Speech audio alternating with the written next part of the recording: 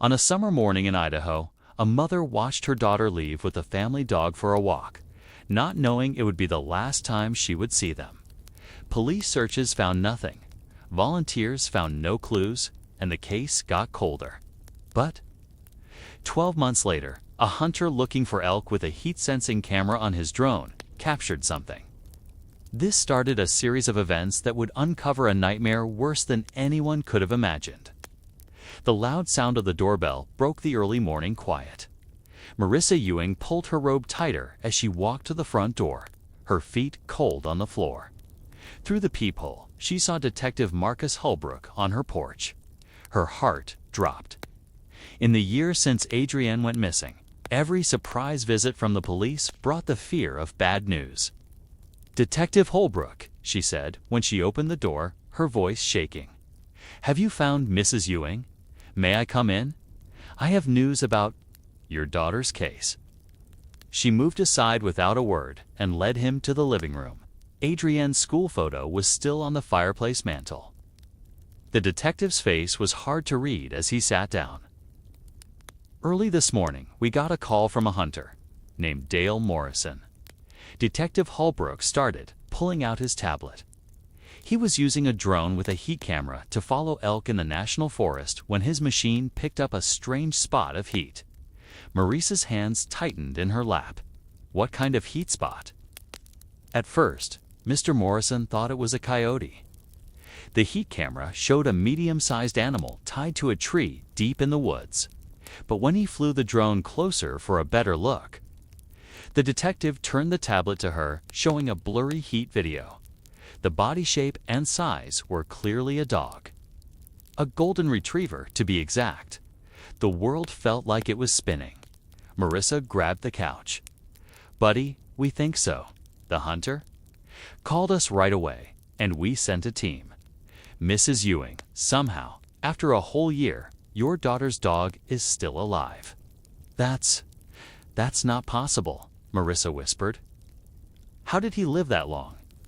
Where's Adrienne? Is she... ...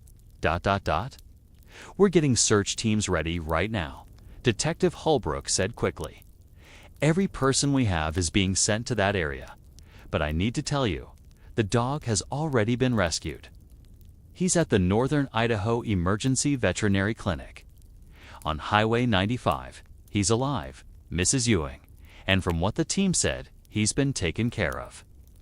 Marissa was already on her feet, her mind racing. "Taken care of? What do you mean? I think it's better if you see for yourself. I can drive you there." 20 minutes later, they pulled into the animal hospital's parking lot. Marissa rushed through the doors. The woman at the front desk saw how worried she was and led them to a back room. Dr. Sarah Chen, a woman in her 40s with kind eyes, was leaning over a golden retriever on the table. Even from the back, Marissa knew it was Buddy. His fur was messy, and he was thinner, but it was him. "Mrs. Ewing," Dr. Chen said softly, moving aside. "He's asleep right now to keep him calm, but he's going to be okay." Marissa's hands shook as she touched Buddy's fur. He was real, warm, and breathing. "How?" she asked. Dr. Chen looked confused. "That's the strange part. Even though he's been through a lot, Buddy shows clear signs of being fed regularly over the past year. When we checked his stomach, we found recent food, probably from the last 12 hours. His health is actually pretty good, considering everything. Someone has been caring for him. Someone was keeping him alive," Detective Holbrook said quietly. "The question is who and why." Marissa's fingers found the rope burns around Buddy's neck, red and new. "These marks, ... yes, from being tied up. But look here." Dr. Chen pointed to Buddy's collar. "This isn't the collar he had when he disappeared, is it?" Marissa looked at the plain blue collar. "No, he had a red leather collar with his name, our address, and my phone number. This is different. Someone changed it," Detective Holbrook said, taking notes. "Someone who didn't want him to be found too soon. But why keep him alive? Marissa asked, her voice breaking. If someone took Adrienne, why feed her dog for a year? Why tie him up where he could be found? The detective's jaw was tight. Those are questions we plan to answer. The search teams are already moving to the area where Buddy was found. If Adrienne is out there, we'll find her. Dr. Chen gently petted Buddy's head. He's been through a lot, but he's a fighter. I'd like to keep him here for at least a day to watch him, but he's going to get better. Marissa nodded, unable to look away from the dog that had always been with her daughter. Buddy was Adrienne's 16th birthday gift. They were always together, going on their morning walks every Saturday until that one morning when neither of them came home. Mrs. Ewing, Detective Holbrook, said softly, "This is the best lead we've had. Someone kept this dog alive for a reason. That someone knows what happened to Adrienne." As Marissa stood in that clean animal hospital room, watching Buddy breathe, she felt something she hadn't felt in months, a scary, easily broken hope that somewhere, someone had kept her daughter alive, just like they had kept her dog. The phone rang just as Marissa got home. It was her daughter's principal, Janet Morrison. "Marissa, I just heard the news from the police about Adrienne's dog being found," the principal said quickly. "The whole Lakeland High School community wants to help. We're getting volunteer search parties together to look through the forest area where the dog was found." Janet. Marissa's voice was choked with emotion. "Thank you. Several teachers are already on their way to your house to get things organized. We're not going to waste any time. We're going to bring her home within 30 minutes." Marissa's quiet house had become like a main office. Cars were parked all along the street as teachers, staff, and parents arrived with maps and first aid kits. Her kitchen table was covered with maps of the woods showing the hills and valleys. Jim Rodriguez, the school's football coach, was leading the search. He stood at the head of the table. "All right, everyone, listen up. We're going to split in two, teams of 6. Each team will get a section of the grid to search, starting from where Buddy was found." He pointed to a red X on the map. "It's rough land out there, folks." Among the volunteers, Marissa saw Mr. Tobias Chandler, Adrienne's biology teacher. He stood a little away from the others, looking at the maps and focusing very hard. Unlike the other teachers in normal clothes, Mr. Chandler was wearing special, brand-new hiking clothes. "Mrs. Ewing," Mr. Chandler said to her with a kind look, "I want you to know how much this has hit all of us at school. Adrienne is such a special student." "Thank you, Mr. Chandler. She always liked your class." His eyes lit up. "She's very serious about her biology work. I remember her staying after class last year to ask about the classes she needed to take first to get into medical school programs. She always wanted to make you proud." Marissa was surprised. "She talked to you about medical school?" "Oh yes, a lot. She was very worried about getting into the University of Washington's program. She said it was her dream, but worried her grades might not be good enough. I told her she had nothing to worry about." He paused, looking more serious. "She said she felt pressure to do well, especially after the recent changes in your family." The mention of her divorce made Marissa get a little tense. She didn't think Adrienne talked to her teachers about things like that. "I'd like to lead Search Team C," Mr. Chandler announced, pulling a GPS from his bag. "I'll take the eastern part. I've been reading up on rules for searching all night, and I brought emergency supplies." Coach Rodriguez looked impressed. "That's great preparation, Tobias. We appreciate the help." Mr. Chandler spread out a detailed map he had printed himself. "The eastern part has deep ditches and thick bushes. It needs someone with hiking skill to get through it safely." "Where should I go?" Marissa asked. Mr. Chandler looked up. "I think you should join Team A, heading north, Mrs. Ewing. That area is easier to walk through. The eastern route where I'm going is very hard. We wouldn't want you to get hurt. When Adrienne needs you, something about how he wanted her to stay away from his search area made Marissa think. But Coach Rodriguez agreed. He's right. Team A will cover the north part. It's easier ground. As the teams got ready, Marissa watched Mr. Chandler organize his team. For a science teacher, he seemed very prepared for this situation, almost like he'd planned for it. "Well, find her, Mrs. Ewing," he said as he walked by, touching her shoulder. "I promise you, we'll search every inch of that forest." Before the teams left, there was a quiet time as people got their gear. Marissa found herself at the kitchen table with Mr. Chandler and a few other teachers, looking at the search map.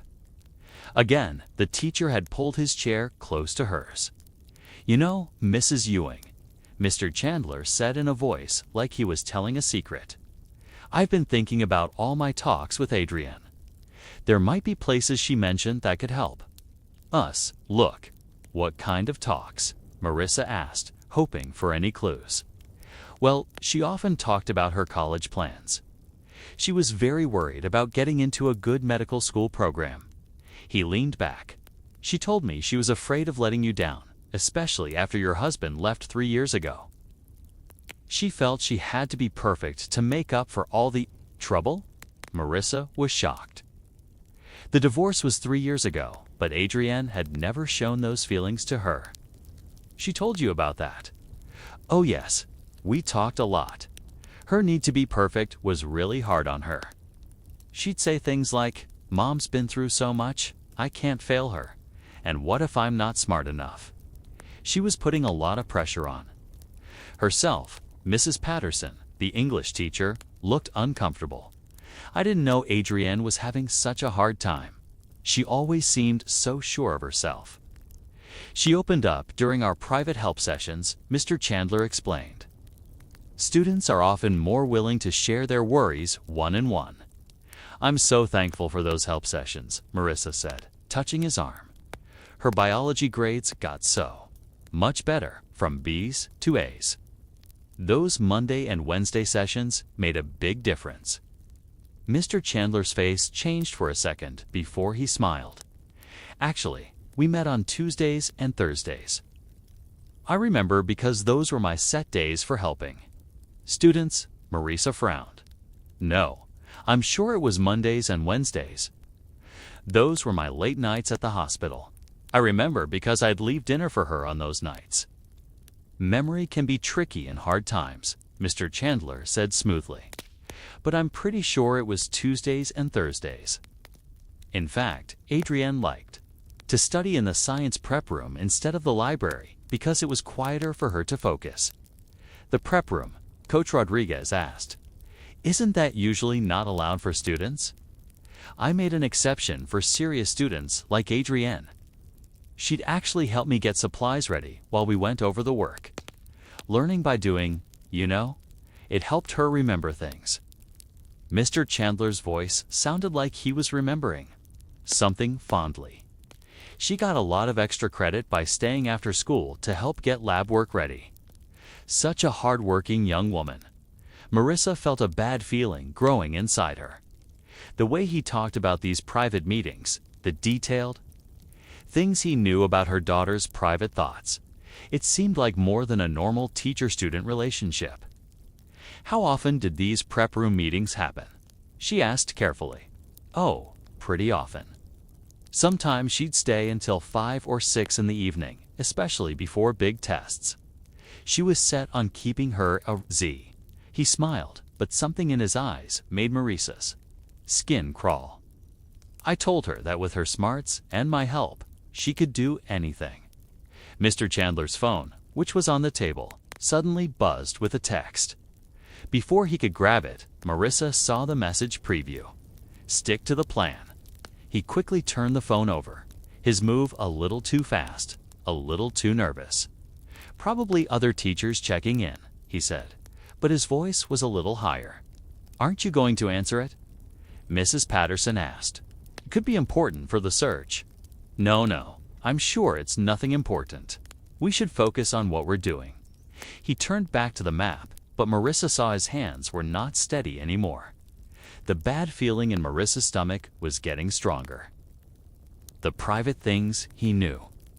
The mix-up about the help schedule, the private meetings in rooms that were not allowed. And now, this secret-sounding text message. On their own, they might not mean anything, but together, they showed a picture that made her very worried.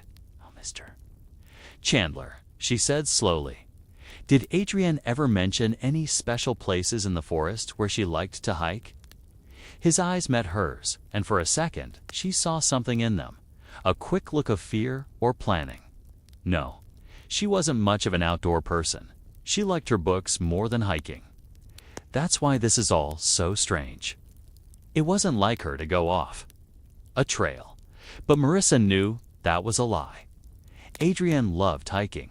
Either Mr. Chandler didn't know her daughter as well as he said, or he was lying on purpose. Neither idea felt right to her. The noise in her driveway got louder as search teams put gear into their cars. Through the window, Marissa could see Mr. Chandler telling his team what to do, handing out radios and checking backpacks. The way he talked, so sure of himself and in charge, and the things he had said at the kitchen table. The mix-ups and the way he knew so much about her daughter's private thoughts made her worry. Unable to get rid of her growing fear, Marissa slipped away from the group and went upstairs to Adrienne's room. She had left it mostly the same since she disappeared, like a special place for her missing daughter. The bed was still made. Her desk was just as she had left it that July morning. Marissa opened the desk drawer where Adrienne kept her school planner. Her daughter was always very neat with her schedule. The planner was a thick book filled with Adrienne's neat writing. Flipping back to the last school year, Marissa found September and looked for any notes about help sessions. There it was, in blue ink, Science Help, MRC 330, room 214. But it was on a Monday, not a Tuesday or Thursday like Mr. Chandler had said. Her fingers shook as she kept looking. Another note, 2 weeks later, was also on a Monday. Then a Wednesday meeting in early October that was canceled. The pattern was nothing like the regular Tuesday-Thursday schedule he had talked about. The meetings were not regular and were often changed by him. Marissa found Adrienne's report cards in the planner. In September, her biology grade was a B by October, when these after-school meetings happened more often. It had gone up to an A by November. She had perfect scores. She looked at the October pages again. In the sides, Adrienne had made little notes in her favorite purple pen. October 15th, Mr. C says, "I'm special, different from other students." October 22nd, earned my A today. Mr. C so proud. Say the word. Earned made Marissa's stomach hurt. What did that mean? In November, she found more worrying notes. Several lunchtimes were marked with science prep room, organizing supplies, but the times were wrong. One said 12 o'clock to 12:45, but the school lunch was only 30 minutes. Another said 12 o'clock to 12:50 with a note. Late to English, but Mr. C wrote me a pass. Her hands were shaking now as she got to November 18th. There, in Adrienne's neat writing, was a note that made her feel sick. "Mr. C gave me the pink bracelet for being his best student today. So pretty. He said not to show Mom because other kids would be jealous and might say mean things. Our special secret, a bracelet." Marissa had never seen a pink bracelet. She quickly looked through more pages and found notes about gifts that didn't seem right. December 3rd, Mr. C let me use his personal laptop for research during lunch. He trusts me so much. December 10th, found our secret study spot today. Mr. C says it's just for his special students. Had to promise not to tell anyone, not even Jess. Jess was Adrienne's best friend. They told each other everything, or so Marissa had thought. The note for December 15th was longer. Mr. C explained why our help is different. He says, "I have a special talent that needs special care, away from the average students." His words, The secret study spot is perfect. No one bothers us. No jealous kids watching. He says by senior year, I'll be so far ahead of everyone else that getting into UW will be easy. Mom will be so proud. Just have to keep our ways private. Mr. C says people wouldn't understand how special our connection is. Marissa's legs felt weak, and she sat on Adrienne's bed, holding the planner. The words, the secrets, the gifts, the private meetings, it all showed a picture of him tricking her that made her feel physically sick. How did she miss this?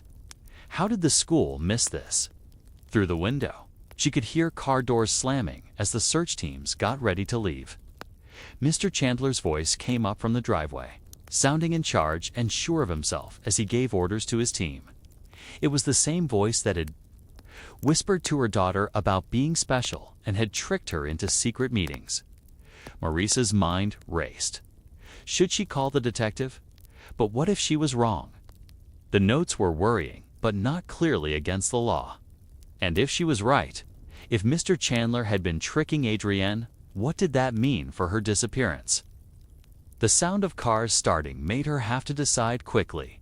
The search teams were about to leave, including Mr. Chandler's team, which was going to the eastern part of the area he had told her to stay away from. Marissa put the planner in her jacket and ran downstairs. The search teams were getting into their cars. She saw her team, Team A, near the coach's truck, but she was looking at Mr. Chandler as he walked to his silver Honda. Mrs. Ewing, we're about ready to go, called Mrs. Patterson from Team A. Be right there, Marissa answered, but she walked to her own car instead. Just need to get something. She got into her Toyota and started it, watching in her mirror as Mr. Chandler's Honda pulled out. Team C was supposed to go northeast to the forest. But Marissa watched Mr. Chandler turn south on Highway 95, the complete opposite direction. Her hands got tight on the wheel. Where was he going? She followed from far away, keeping cars between them. The traffic was light, so she could follow him. About 3 miles down the highway, Mr. Chandler pulled into a gas station. Marissa's heart was pounding as she drove by. In her side mirror, she saw him get out and look around the parking lot, looking tense. She pulled into a McDonald's a quarter-mile down and waited. 5 minutes later, his Honda came back, still going south. This time, she let 3 cars get between them. They drove for another 2 miles before Mr. Chandler stopped again. This time at an old, closed fruit stand on the side of the road. He just sat there for a minute. Marissa pulled on too. A side road, hidden by trees, and watched him with binoculars. Mr. Chandler was checking his mirrors over and over, looking left and right. He was looking for someone, looking for her. After another minute, he pulled back onto the highway. Marissa's mouth was dry as she kept following him. He turned west. Onto Rimrock Road, a curvy road that led to older neighborhoods on the edge of town. She knew this area. She had to stay further back now because there was less traffic. The Honda went around curves. Then she'd see it again, leading her deeper into the country. After about 4 miles, his turn signal flashed and he pulled into a gravel driveway. Marissa drove past and saw an old house set back from the road, partly hidden by bushes. She kept going for another quarter-mile, then turned around and parked. Behind some trees, her phone still had a signal. She searched the address she had seen on the mailbox, 4847 Rimrock Road. The county website finally loaded. The owner was the estate of Eleonora Chandler, who had died in November 2019. The person who got the house was Tobias Chandler. Her heart was beating fast now. She looked up Eleonora Chandler's death notice. A retired schoolteacher survived by her grandson, Tobias. The house had been in the Chandler family since 1947. A quick search on another website showed something more worrying. The house was listed for rent in March 2020, but the listing was taken down on June 15, 2023. Marissa did the math quickly. Adrienne had disappeared on July 8, 2023, less than a month after Mr. Chandler took his grandmother's house off the rental market. She walked back toward the property, staying in the trees. From where she was hiding, she could see the house. Better. It looked taken care of, but there was a pile of newspapers on the front porch. Maybe a week's worth, as if someone was keeping the place up, but not living there all the time. She saw fresh tire tracks in the driveway, not just from Mr. Chandler's Honda, which was now parked by the garage. There was another set, a little older, leading to the back of the property. The house looked empty, even though Mr. Chandler was there. No lights were on. But he had gone in with a key. Like he came here a lot. Where was he supposed to be right now? Leading a search team in the forest. Instead, he was here, at a house he took off the market just before Adrienne went missing. Marissa hid behind some bushes, her phone in her hand with the detective's number on the screen. She almost pressed call. What would she say? That she followed a teacher to his grandmother's house. That she had a bad feeling based on some planner notes and the fact he drove the wrong way? She could imagine the detective's answer. Did you see a crime? Do you have proof? And what did she have? A teacher at a house he owned, worrying notes, and a bad feeling. She needed more. If she was wrong, she would not only look foolish, but could mess up the real search. And if she was right, she couldn't risk Mr. Chandler finding out and hurting Adrienne. Marissa backed away and went to her car. She drove back down the road, looking for a better spot to watch from. About a quarter-mile away, she saw an old, broken-down barn. A dirt path led behind it, a perfect hiding spot. She parked her car and walked back toward the house through the thick forest. From the back, she could see more details of the property. She could see the basement of the house better from this angle. Most of the basement windows had been replaced with thick glass blocks that let in light but blocked the view. It was a strange thing to do to a rental house, but one small window wasn't blocked. It still had glass, but with curtains inside. She saw fresh concrete patches around the foundation. Someone had done work here recently. Marissa got closer, using the bushes as cover. Her heart was pounding. When she got to the small window, she had to get down low. There was a small gap where the curtains didn't meet. She pressed her face to the glass. What she saw made her feel sick. It was set up like a classroom. A whiteboard was on the wall, a desk had textbooks on it. And hanging on the chair was Adrienne's purple backpack, the one with the smiley face patch. It was the one she had taken with her that last morning. Marissa's eyes filled with tears. But she made herself look at everything. The books were from Lakeland High. The whiteboard had notes about biology. In Mr. Chandler's writing, the room looked like someone was living there. There was a small fridge, a microwave, a bed, and what looked like a door to a bathroom. Suddenly, she saw Mr. Chandler come down some stairs, carrying a tray with sandwiches, a glass of milk, and an apple cut into slices, just how Adrienne liked them. He moved out of her view, but she could hear his voice through the glass. "I brought lunch. Turkey and Swiss, your favorite." There was an answer, a young woman's voice, too quiet to understand. "Your mother still hasn't figured it out," Mr. Chandler went on, in the same secret-telling voice she had heard at her house. "But we need to be more careful now that they found the dog." Another answer, longer this time. The voice didn't sound scared, just tired, like someone having a talk they'd had many times. "I know you miss him," Mr. Chandler said, "but it had to be done. We couldn't have him leading them here." The woman's voice again, and this time Marissa heard a few words. "Mom won't." "Your mother will understand one day," Mr. Chandler answered. "When you graduate with perfect grades, when you get into medical school, she'll see that I was right. Our way is better." Marissa put her hand over her mouth to keep from crying. Out. Adrienne, her baby, was down there, alive but a prisoner in this man's strange world. Based on the stone walls, it had to be an old root cellar, a perfect prison. Soundproof and with no windows except for that one small opening. She had to call for help now. This was proof. Her daughter was alive. Marissa's hand shook as she pulled out her phone. She backed away slowly, keeping an eye on the back door. The air conditioner humming nearby gave her some cover. She pressed herself against it and dialed 911. Double quotes, 911. What's your emergency? The dispatcher's calm voice felt strange. This is Marissa Ewing, she whispered. My daughter, Adrienne, has been missing for a year.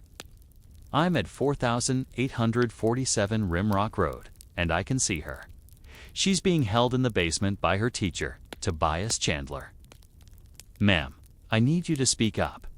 Did you say you can see your missing daughter? The dispatcher was already typing, sending alerts. Yes, she's in the basement.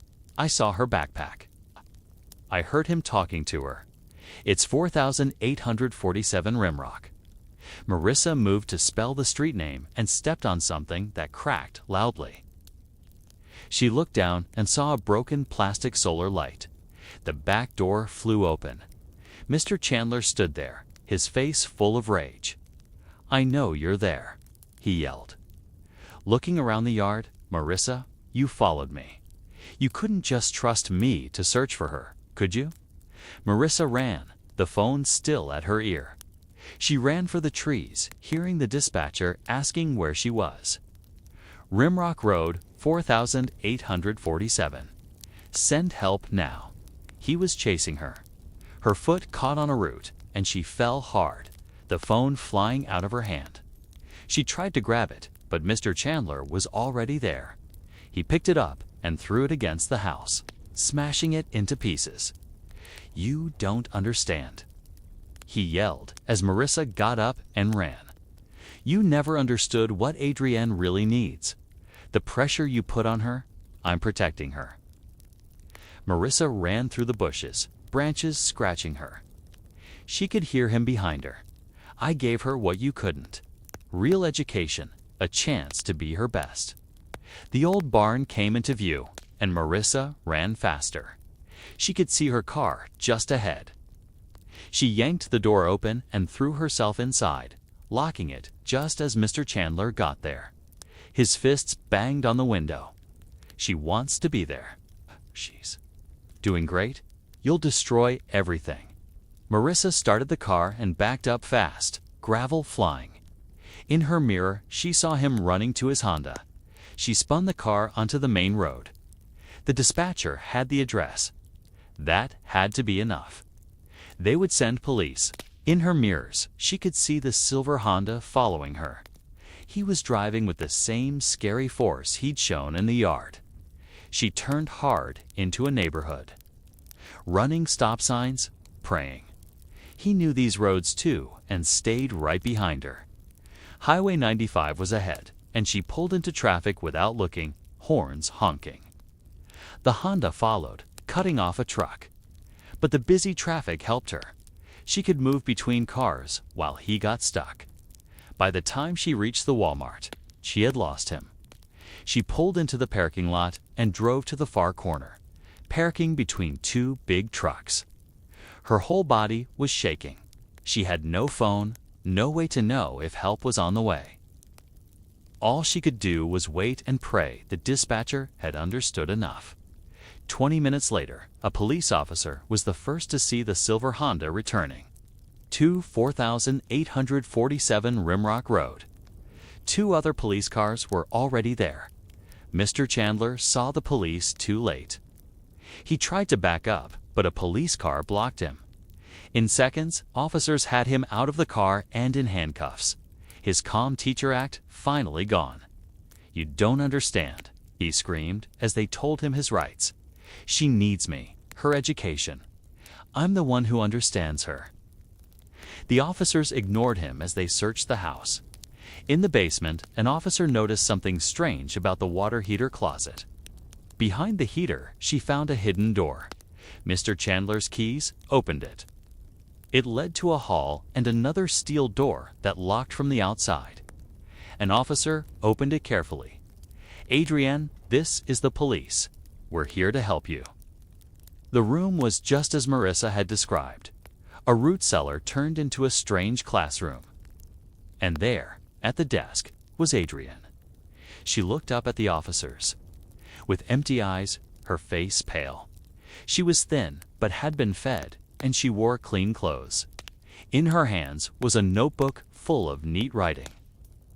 "I need to finish this assignment," she said, her voice rough. "Mr. C says I can't get into college if I don't keep my perfect grades. I have a test tomorrow." "Adrienne, honey, you're safe now," an officer said softly. "Your mom sent us. You're going home." "Home?" She looked confused, almost scared.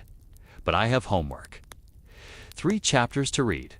Mr. C says if I get behind, I'll never catch up." An officer had to hold back tears as she watched the 17-year-old girl hold her notebook like it was the only thing that mattered. "We'll make sure your work is safe," the officer promised, gently taking the notebook from her.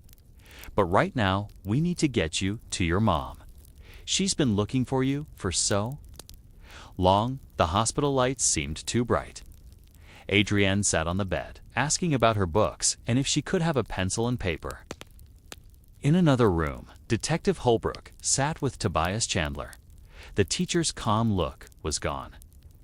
"I want to explain," Chandler said, his voice pleading. "People won't understand, but I need someone to know the truth." The detective turned on his recorder. "Go ahead, Mr. Chandler. Tell me everything." "I noticed Adrienne the first day of her freshman biology class," Chandler began. "She wasn't like the other students. She wanted to be perfect. Most kids her age are lazy. But Adrienne paid attention to every word." "When did your relationship become wrong?" Holbrook asked. "I like to think of it as when I saw what she could really do," Chandler said. "Her parents had just divorced. She was feeling alone and not good enough. Her grades were getting worse. She came to me, worried. I saw a chance to help her. I told her with special help, I could make sure she got the A she needed. She was so thankful." "You used her grades to control her," Holbrook said flatly. "I gave her a reason to work hard," Chandler insisted. "The meeting started simply, but she loved praise. When I told her she was special, she came alive." The detective's jaw got tight. "When did you first touch her?" Chandler's face got dark.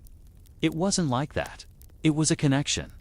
I was explaining muscles and put my hand on her shoulder. She didn't pull away. And the kidnapping. That was never the plan," Chandler said, getting upset. "But Adrienne told me her mother was thinking about moving. I couldn't let that happen. It would destroy all her hard work."